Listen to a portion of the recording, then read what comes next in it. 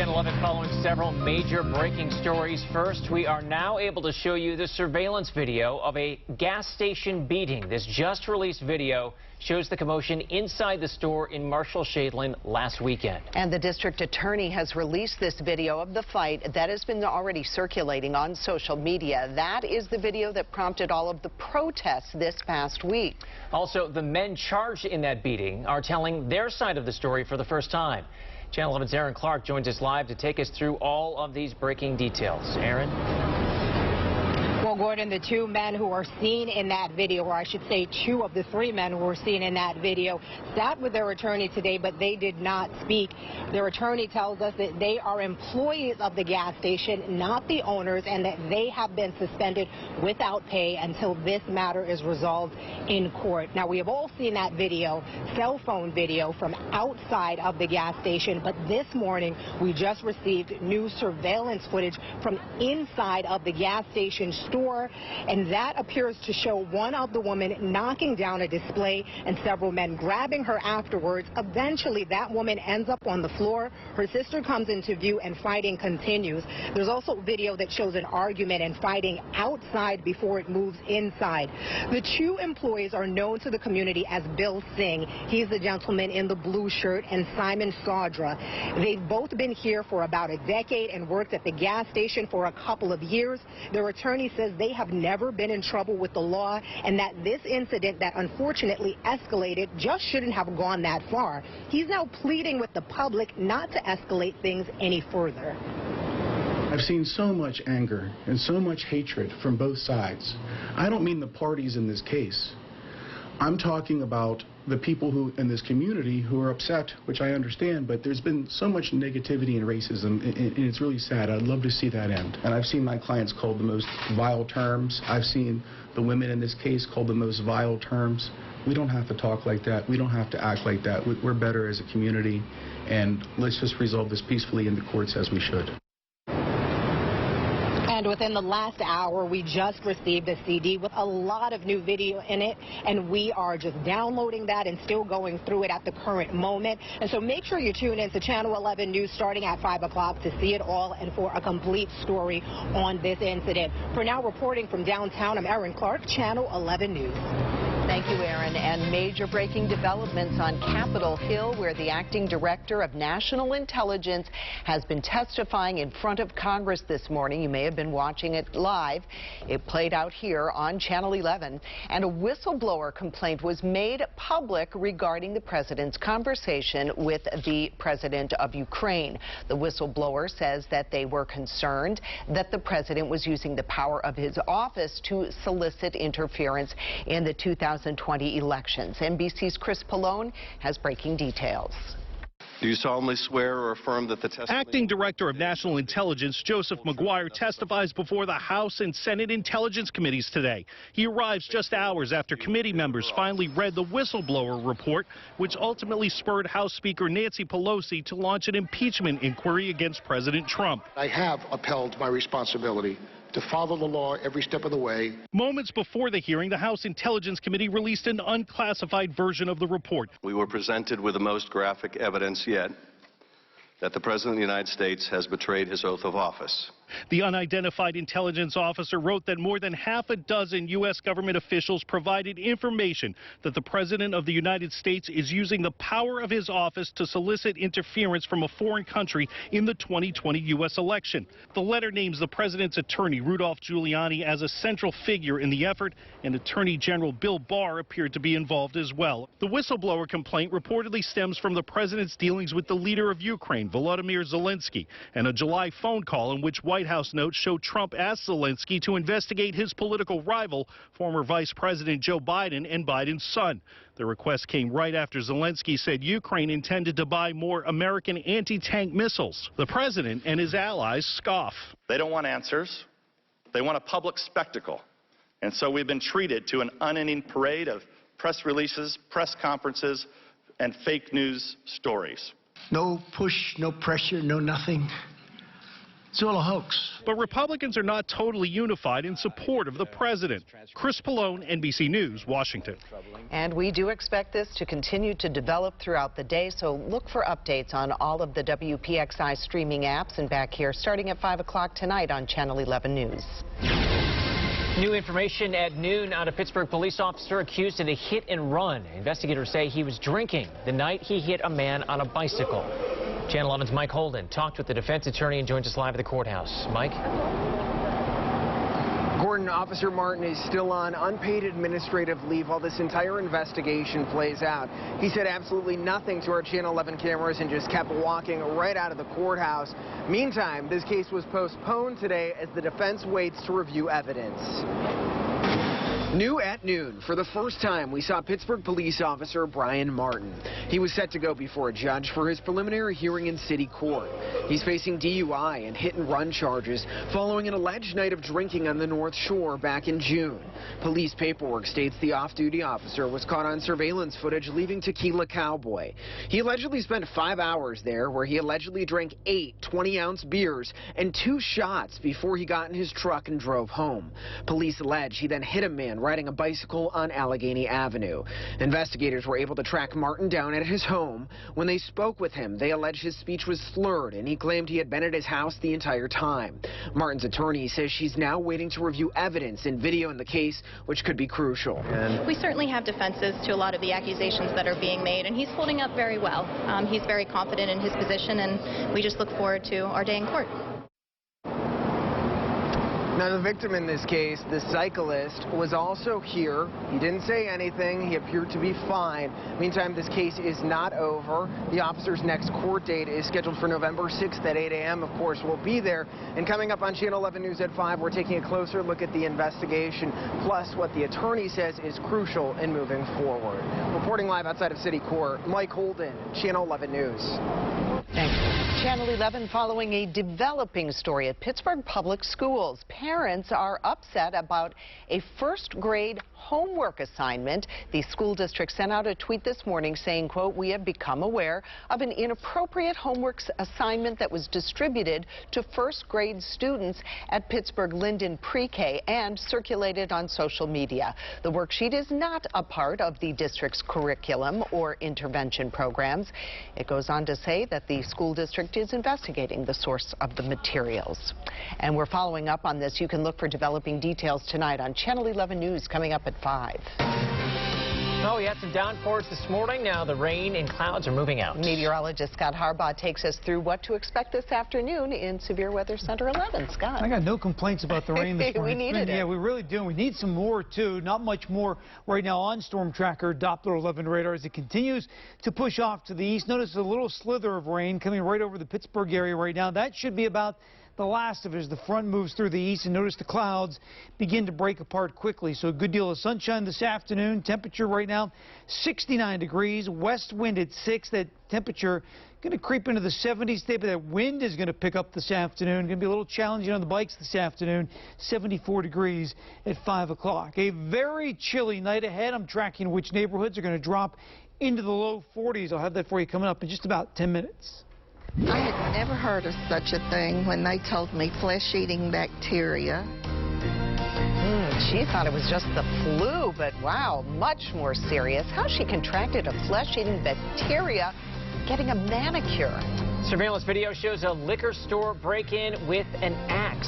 Why police believe just one man is to blame for a burglary spree. You're streaming WPXI now, your source for original local shows. Check out the intense, action-packed world of esports. Top plays and interviews on Esports Weekly, Saturday and Sunday at 10 a.m. and 7:30 p.m. on WPXI.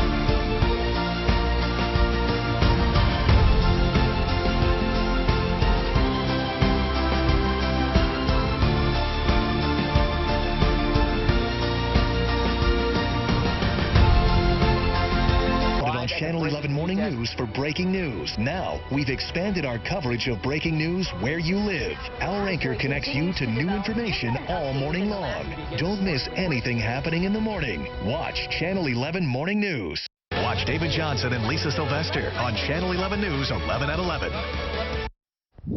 The Penn Hill School District has a new policy for visitors. You are not allowed. The superintendent told the Trib people should stay off campus during school hours. There are, of course, exceptions, like if you are picking up or dropping off a student or if you have a scheduled visit. We're learning more about redistricting plans in one of the area's largest school districts, North Allegheny. He's considering moving 500 elementary and middle school students to different schools for the next school year.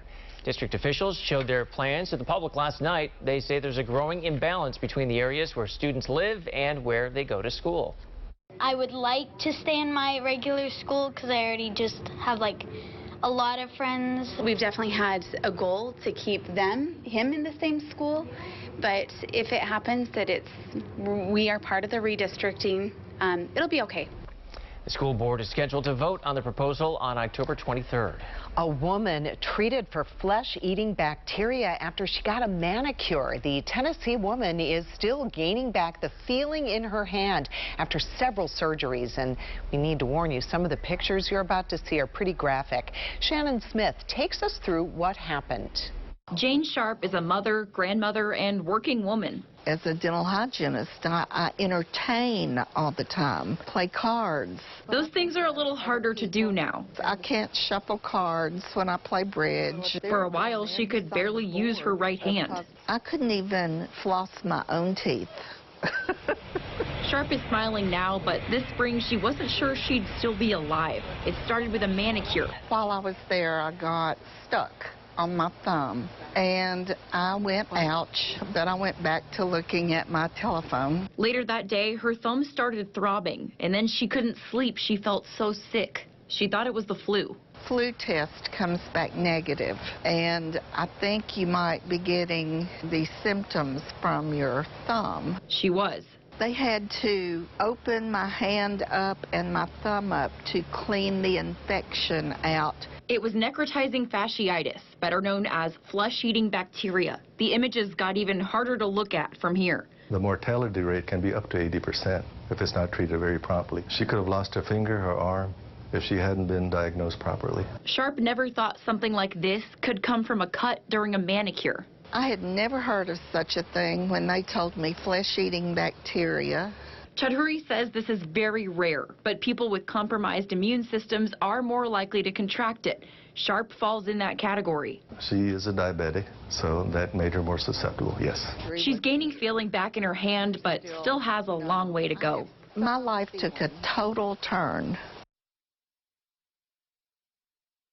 Salon where she received her manicure says that they passed a state inspection days after that incident was reported. More people have died from severe lung illnesses linked to vaping. According to state health officials, the latest 2 victims are from Georgia and Florida.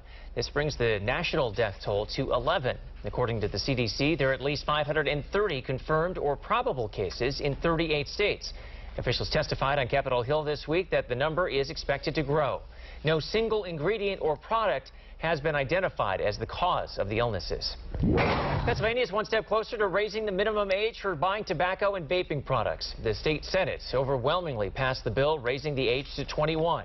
Supporters say peer pressure to smoke can come from younger teens hanging out with 18-year-olds who can legally buy cigarettes. That bill now goes to the House. Governor Wolf has already agreed to sign it. Allegheny County Council is considering banning conversion therapy treatments. They are focusing on the ones that allow doctors to try to change a person's feelings on same-sex attraction or change their gender identity. According to our partners at the Trib, some on the council feel the ordinance is too vague, so they're considering adding that it bans involuntary treatment on children. No word on when any decision will be made. Your severe weather Team 11 forecast. We finally had some rain across the area early this morning through now just in the last couple of hours. Notice it's finally heading out on Storm Tracker Doppler 11 radar. Still a couple of showers in the area. This is the cold front actually pushing through the region, so still sparking a shower in a spot or two. But as we go through the next couple of hours, That all heads to the east, and the sun's going to begin to pop out. Pretty good looking afternoon today. You will notice a breeze as we go through the afternoon. That wind going to start shooting out of the west-northwest at about 10 to 20 miles per hour, with some gusts up to 25. Those dew points, which really aren't that high to begin with, in the upper 50s, really going to drop off this afternoon. Current dew point in Columbus, 49, Cleveland, 48. That's that measure of moisture in the air. The lower the number, the drier and lighter the air feels. So right now it doesn't feel terrible. About 3 or 4 hours from now, the air is going to feel that very, very fluffy feel to it. As you step outside, the breeze, the comfortable temperatures, the low humidity, all a pretty good deal. 2 p.m., partly sunny. 5 p.m., mostly sunny, 74 degrees for the temperature at 5 p.m. Clear and 67 at 8 o'clock tonight. And temperatures overnight tonight really going to drop off. 49 for the overnight low in Pittsburgh tonight, 48 Beaver, Greensburg 45 degrees. Normal low temperature is 50, so we're right where we should be for the last couple days of September. Tomorrow we start that bounce back up. 77 in Pittsburgh tomorrow, Beaver 80, Washington back up to 80 degrees, and a good deal of sunshine throughout the day tomorrow. Saturday, not as sunny. Some showers already in the area. First thing in the morning, storm tracker, 6:30 a.m., rain, Beaver, Butler, northern counties. That kind of pushes through during the early to mid-morning hours, then several dry hours during the day. But during the afternoon, we're going to spark a couple showers, maybe a thunderstorm in a couple of spots, and 1 or 2 of those storms Saturday afternoon into Saturday evening could be strong. Storm Prediction Center in Norman, Oklahoma, has the area from Waynesburg, Uniontown, Donegal north already outlined for the risk of a severe thunderstorm. That means wind gusts in excess of 58 miles per hour or large hail. More than likely, with the complex coming through Saturday, it would be wind gusts, but just isolated severe storms. Most of the thunderstorms that come through will be run-of-the-mill stuff. 77 for the high tomorrow, 83 on Saturday. It's another uptick in temperatures as we head through the weekend. Saturday, Sunday, and Monday, all in the low 80s for highs. Overnight lows back into the 60s, and a little mugginess all 3 days. Guys? All right, thank you, Scott. Testimony continues in the whistleblower hearing right now on Capitol Hill. Yeah, we're going to go back live now to the NBC special report. Committee is democracy, as ugly as it can be, as personal as it can be, as infuriating as it can be. This is democracy. This is democracy. I thank you, Director. We are adjourned. Thank you very much, Mr. Chairman. Chairman Schiff, concluding that session, about 2.5 hours long, maybe a little more. Questions for Joseph McGuire, the acting DNI. There is a lot to digest here.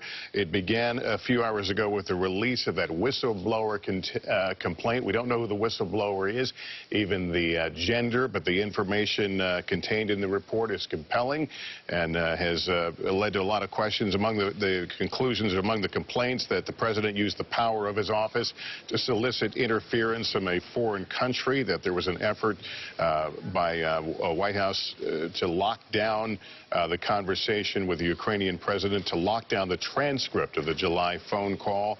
The complainers said that Trump's actions pose risk to national security. Just some of the complaints in there, and noting that much of this came from third hand.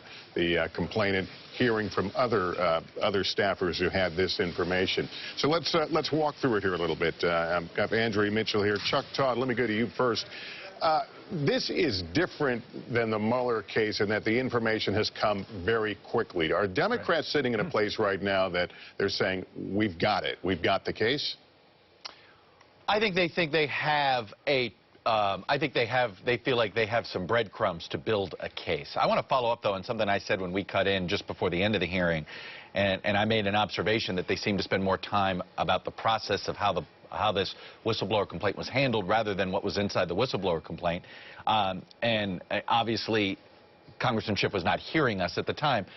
But it may have felt that way to some who heard that critique or read the similar critiques on this, because I thought it was fascinating there the last 20 minutes is that he did sort of use his chairman's prerogative there and surfaced up some of the whistleblower report, knowing that Mr. McGuire really couldn't say anything beyond what he said, but getting that out there, sort of, frankly, explaining why they're there in the first place, if you will, the chief allegation.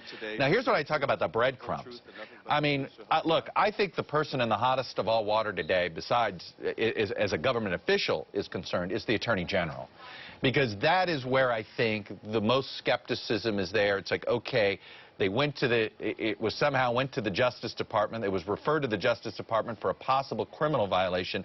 That Justice Department then determined that there was no crime committed.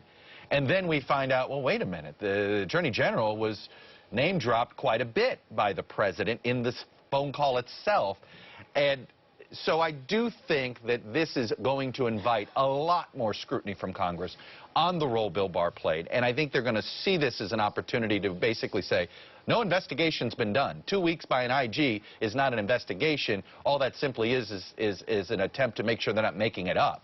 So he was able to, over 2 weeks, see that the accusation was credible and worthy of more investigation here. But I'll tell you this, I think the oddities of the Justice Department's role in all of this and the Attorney General's role in all this, I think provides this provides the trail that Democrats, I think, are going to go down and frankly, might find it the most fruitful. All right, let me go to Hallie Jackson right now, who has returned to the White House, the president en route to the White House as well. Hallie, what is the buzz right now around the White House? Okay, so a couple of things, Lester. Let's just set the stage here because the president, it's a quick flight, as you know, from New York down here to Washington. So we will be hearing from him directly for what may be his first reaction to what we've seen over these last 3 hours or so, if the president does decide to stop here at the White House and take questions from reporters, as he often does. The buzz, Lester, I can tell you, jives so far seems to sync with what we've heard in the line of questions from some of those Republican members on the House Intelligence Committee, trying to acknowledge or portray this as essentially a witch hunt, in the words of the president, an unfair attack essentially on President Trump. I can tell you what we've heard now officially from folks here at the White House, and that is that there's nothing to see in this whistleblower complaint, essentially calling it a cobbled together narrative of third-hand accounts and other news sourcing. Let me just say this, though, Lester. There are pieces that have been revealed, and you heard Congressman Schiff get to some of them in that last bit of questioning, that have not been previously reported. Perhaps most troublingly to some of the president's critics, the idea that other phone calls besides this one between President Trump and Ukrainian President Zelensky had been shifted into this other electronic system, essentially meant for extremely sensitive national security calls. That's at the crux of what Democrats have been alleging is a cover-up by the White House and by President Trump. But it appears that, according to this whistleblower complaint, the allegation is that it is not just this call. There are others involved as well. That, I think, is going to be one of the discussion points and one of the key questions that folks will be driving at here over the next several days. That's not going away anytime soon, Lester. Do you get any sense of a weariness at the White House from staffers in general that here we are again on the defense? You know, it's interesting, Lester, because they spent 2 years on the defense, right, as it related to the special counsel investigation. But the facts of this matter are different in that the president is acknowledging, and we now have a summary of the phone call with President Zelensky. We have the president acknowledging that this came up in a conversation. In some ways, the underlying facts of what happened are not in dispute. On that, President Trump, Democrats can agree. They're looking at black and white at the same thing. It's a function of how they interpret it. There is actually, when you talk to some folks behind the scenes, privately, allies of the president, people in the president's orbit, there's a little bit of trepidation here because this is different than the last 2 years. The president does not want to be impeached. There is some bluster that you will see sometimes publicly from the president and his team, but he doesn't want this, and there is some concern that I think is building privately, not publicly, about what this could mean for President Trump and his political prospects. All right, Hallie, if we see him, if he steps out in front of the cameras, we'll certainly switch back your way. Let me bring back Andrea Mitchell, though. Andrea, let's talk about what was kind of mentioned there. Are tentacles already growing from this since yesterday? Yes, and absolutely. Chuck mentioned William Barr, the Justice Department clearly, and Barr's leadership of it and his decisions in this case, as well as his being mentioned, even if he says that he did not do anything about the president's promises to Zelensky or suggestion to Zelensky that he, Barr, and Giuliani both be in touch about this supposed conspiracy. Even if Barr did not do anything, he is already mentioned in that call and should not, arguably, according to the Democrats on this committee, have been at all involved in making a decision about whether this complaint went forward. He's involved.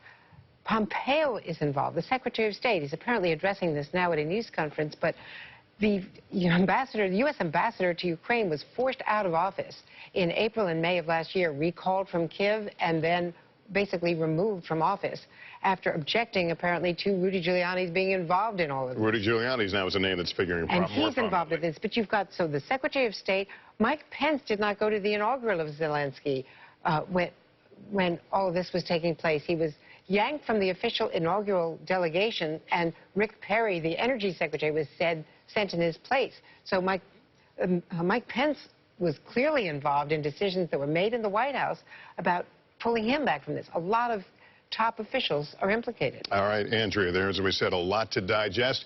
That concludes our coverage for now. Watch for continuing developments on MSNBC and NBCNews.com. And, of course, I'll be back with a complete wrap-up tonight on NBC Nightly News, or, as events warrants, we'll jump on the air. For now, I'm Lester Holt, NBC News, New York. Good day, everyone.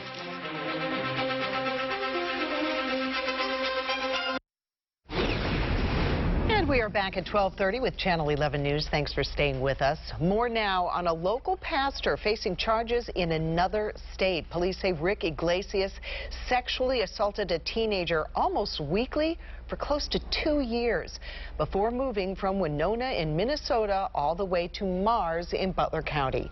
Channel 11's Amy Marcinkowitz learned it was actually someone from Orchard Hill Church in Wexford who tipped off police after the pastor told them what happened. You would think that after 30 years of ministry, I'd remember to turn on the microphone. This is video of pastor, now turned suspect, Rick Iglesias, during a November 2016 sermon at a church in Romania.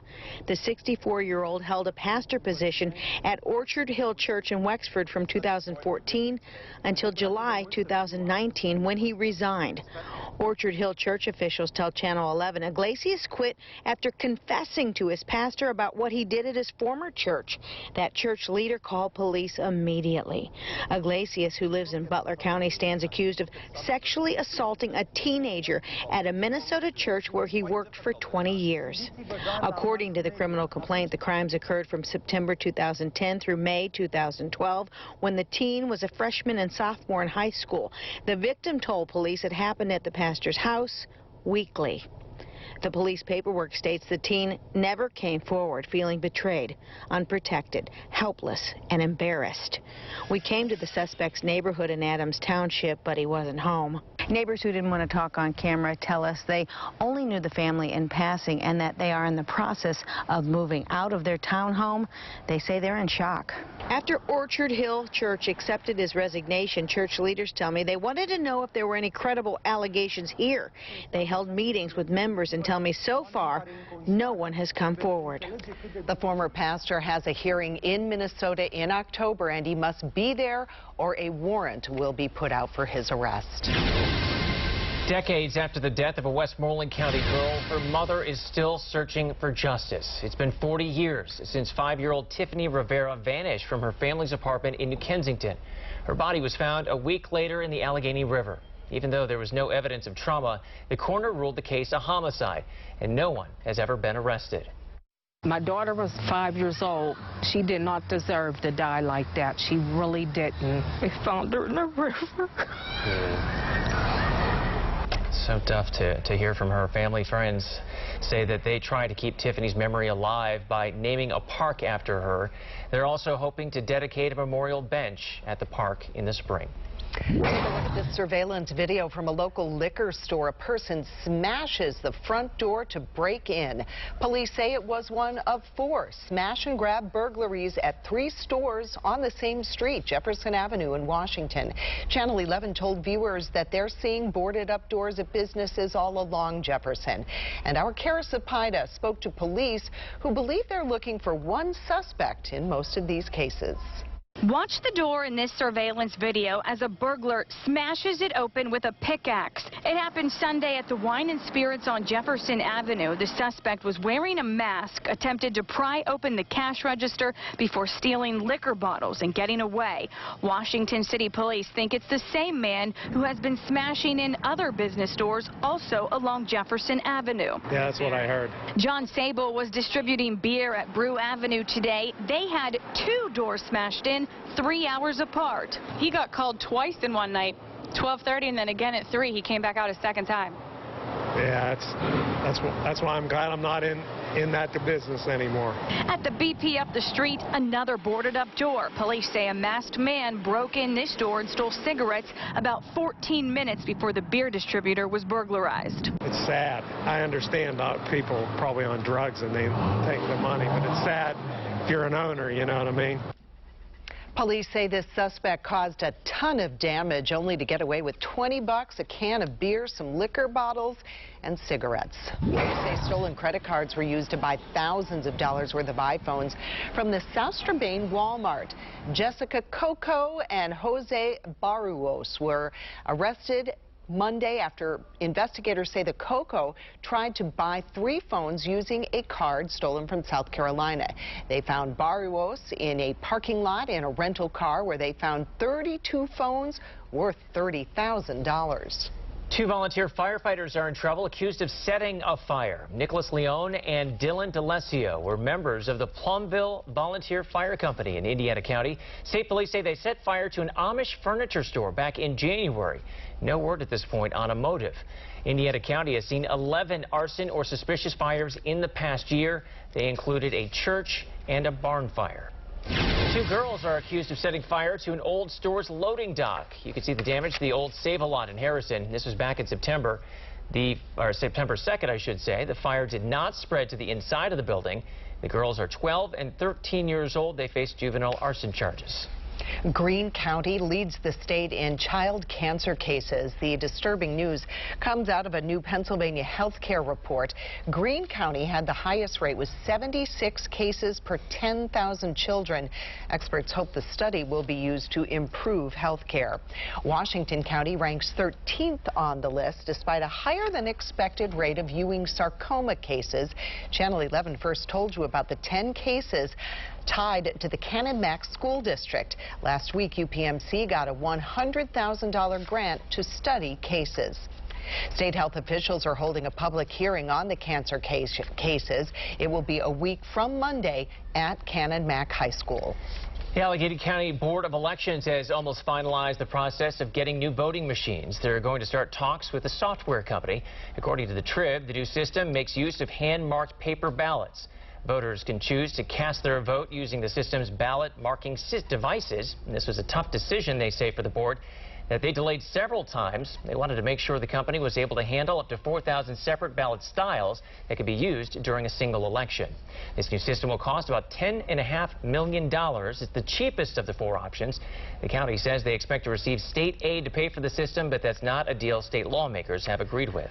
Fires in the Amazon rainforest gained international attention just a few weeks ago, but many climate experts knew that it was only the beginning of a larger problem. Scott Budman explains how a Silicon Valley company is trying to reverse a climate disaster by changing what we eat.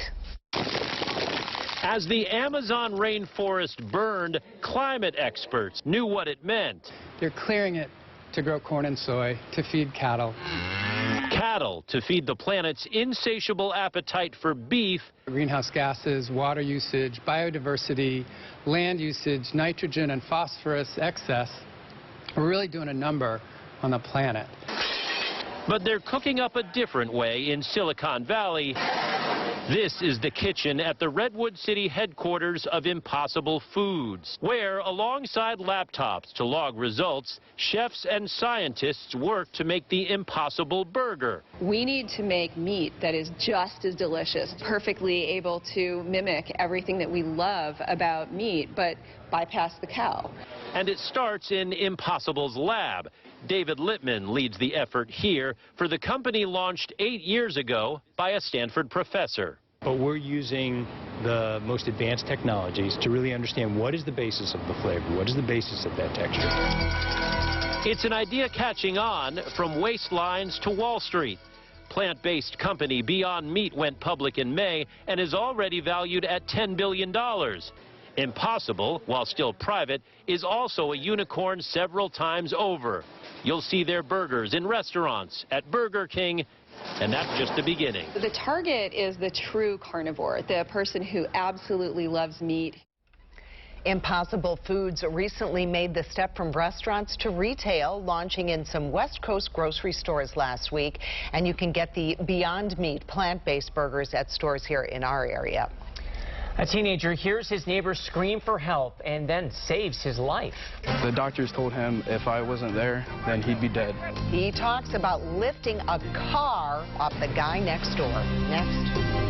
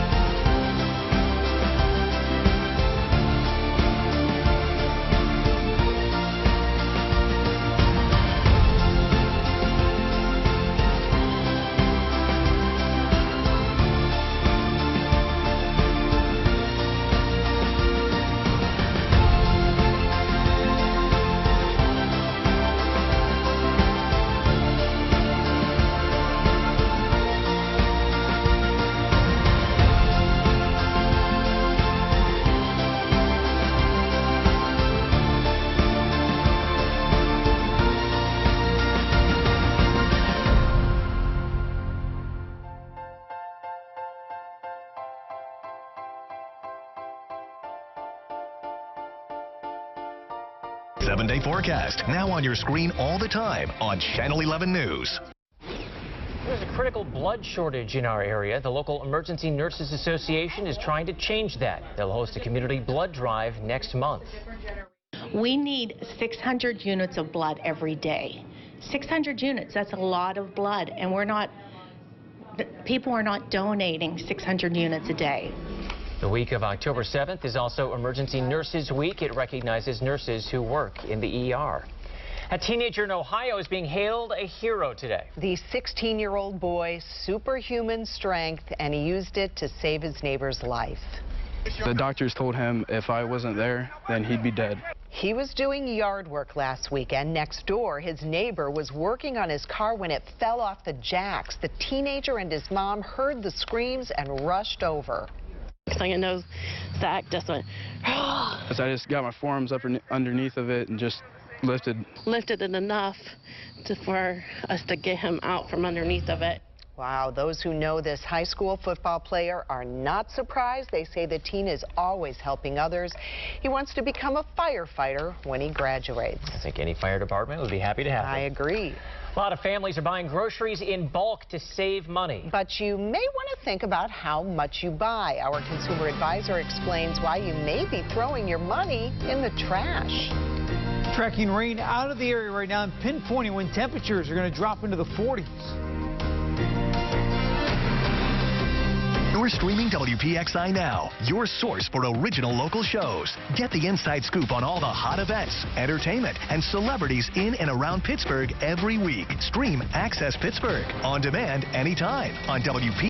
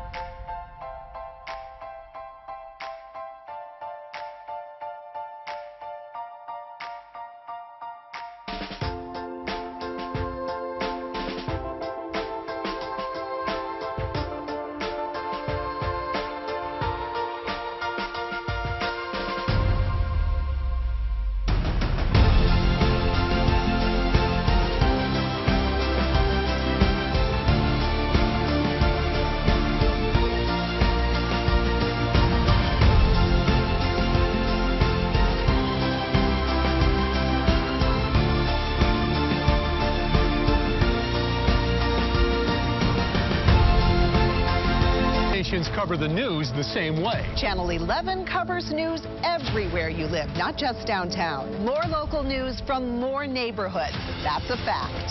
Channel 11 News at 5, when you want news from where you live.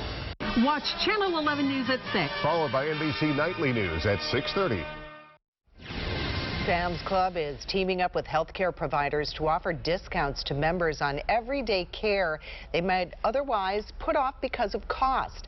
Starting next month, members in 3 states, including Pennsylvania, will be able to buy a package of services, including dental, vision, and generic prescriptions.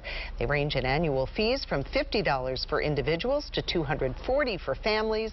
Sam's Club says the program is designed to supplement insurance and reduce out-of-pocket costs. Buying certain groceries in bulk could mean you're throwing your money in the trash. Consumer advisor Clark Howard tells you how to make your money last.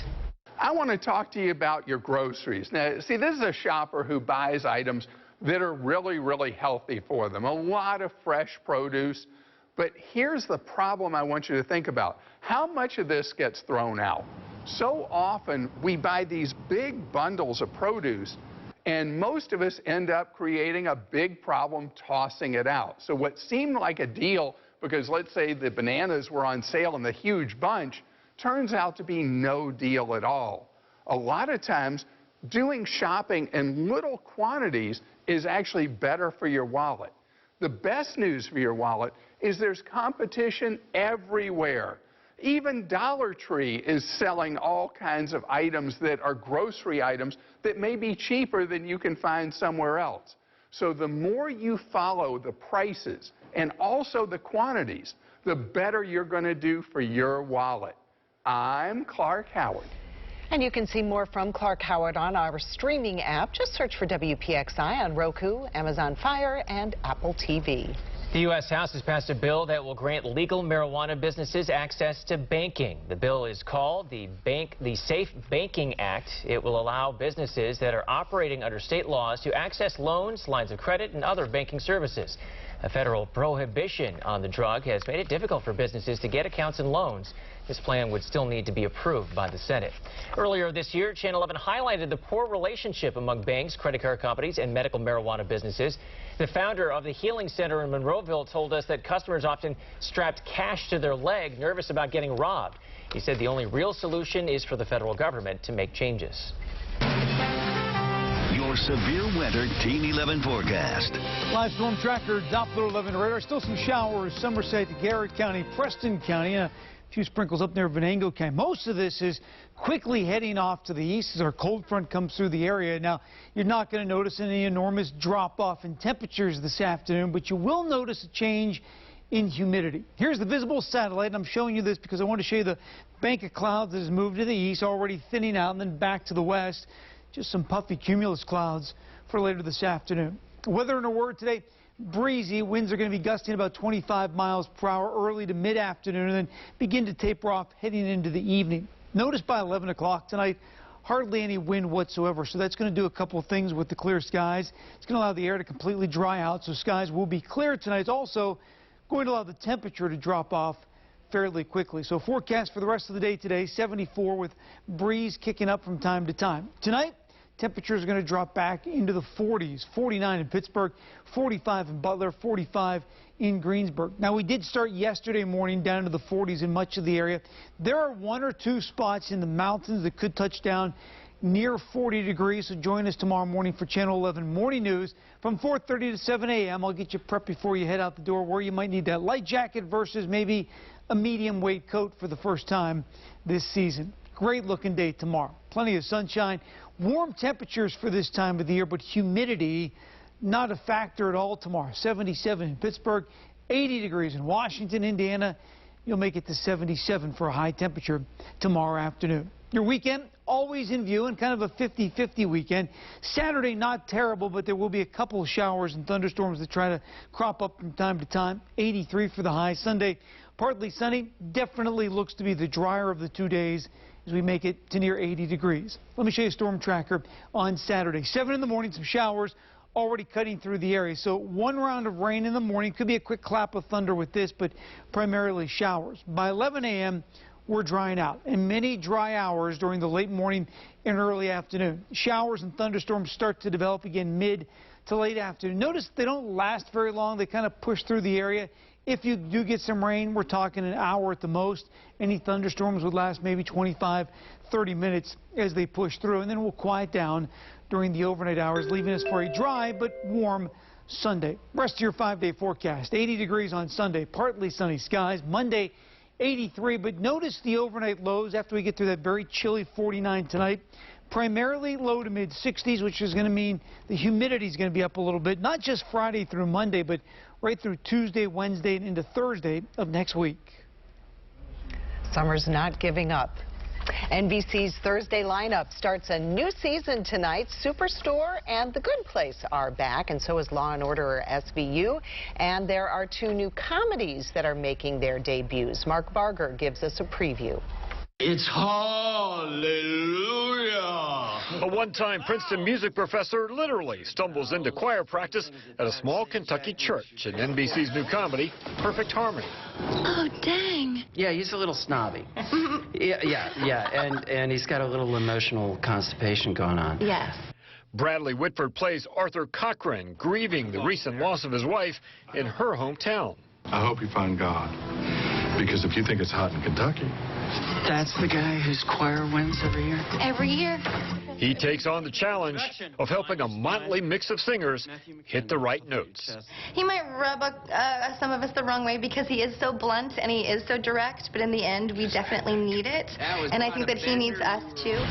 Sunnyside is the night's other new comedy. It finds Cal Penn helping out aspiring citizens. I gotta take like some dumb history test so I don't get sent back to Moldova. Where is Moldova? I don't know, man. What do I look like, a book? Immigration becomes the starting point for laughter.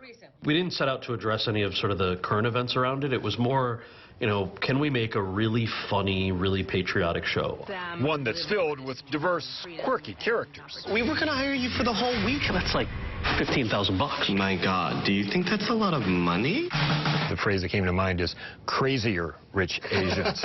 It's true, yeah. Emphasis on crazy. It's almost, we're space aliens, basically. Aliens looking to make a home on Thursday nights.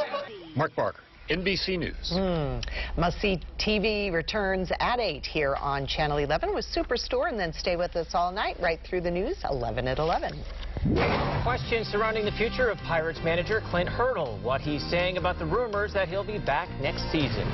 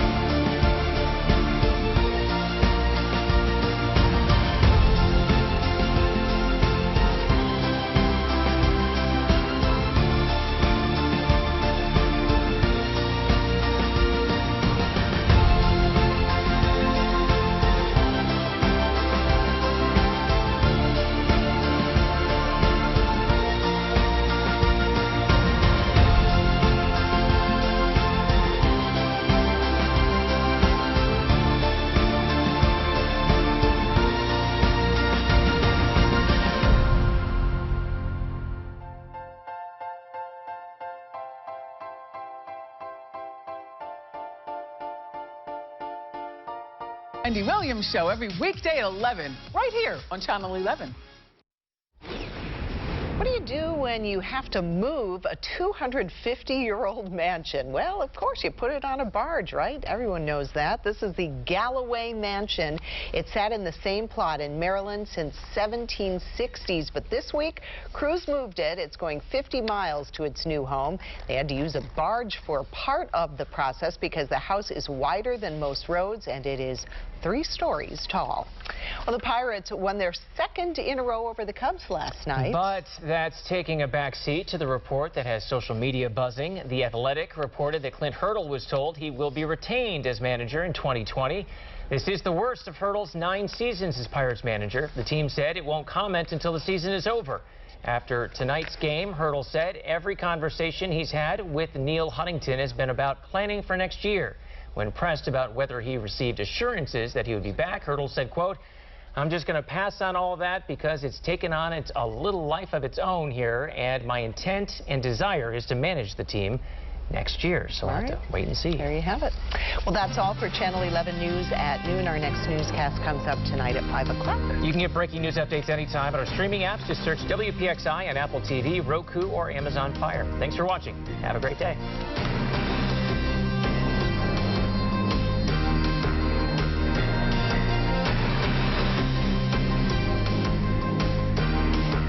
Weather and traffic updated every 10 minutes on Channel 11 Morning News.